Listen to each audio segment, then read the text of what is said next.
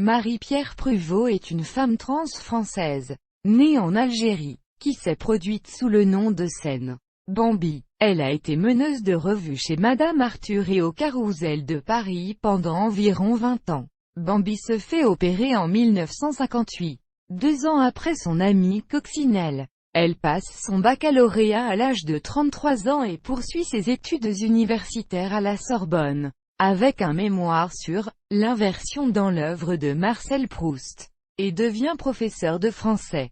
D'abord nommée à Cherbourg en 1974, elle commence à enseigner 2 ans plus tard au collège Pablo Picasso de Garges-les-Gonesse, où elle est restée les 25 années suivantes. Elle est décorée des palmes académiques. Aujourd'hui, Bambi se consacre pleinement à l'écriture.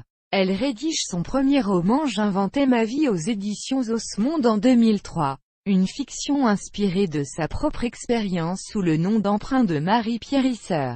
En 2007, elle publie chez Bonobo son autobiographie Marie parce que c'est joli et révèle son identité et son parcours romanesque. En 2012, Bambi signe aux éditions Ex-Aequo. L'Essai France, ce serait aussi un beau nom est publié dans la foulée, à partir des articles du journal Le Monde, de l'époque du général de Gaulle jusqu'à nos jours. Elle s'emploie à expliquer de quelle manière l'aura de la langue française a perdu de son rayonnement sur la scène internationale. Bambi décide de rééditer l'ouvrage J'inventais ma vie chez Ex-Aequo et d'en prévoir une suite qui se décline en plusieurs tomes. Ainsi en 2013, Madame Arthur et le Carrousel sont publiés.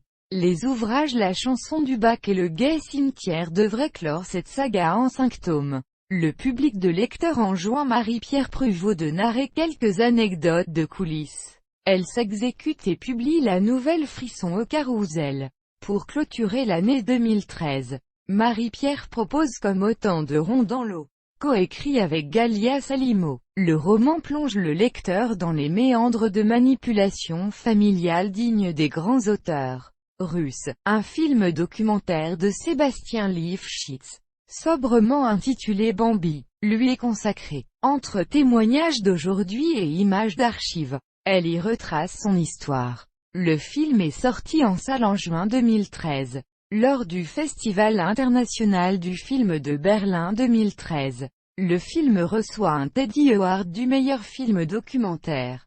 Début 2014, le documentaire est nommé à la cérémonie des Césars dans la catégorie des films de court-métrage. Le 24 novembre 2014, Marie-Pierre Pruvot est faite chevalier de l'Ordre national du mérite par Roselyne Bachelot qui salue en elle une femme d'exception, une combattante. Marie-Pierre Pruvot dédie cet honneur républicain à toutes celles et ceux dont le combat pour une vie normale perdure. Elle ajoute, il y a encore en France aujourd'hui trop de gens tenus à la marge et qui n'aspirent qu'à vivre librement, normalement, sans scandale, à pouvoir voyager sans entrave, à se faire soigner à l'hôpital sans humiliation.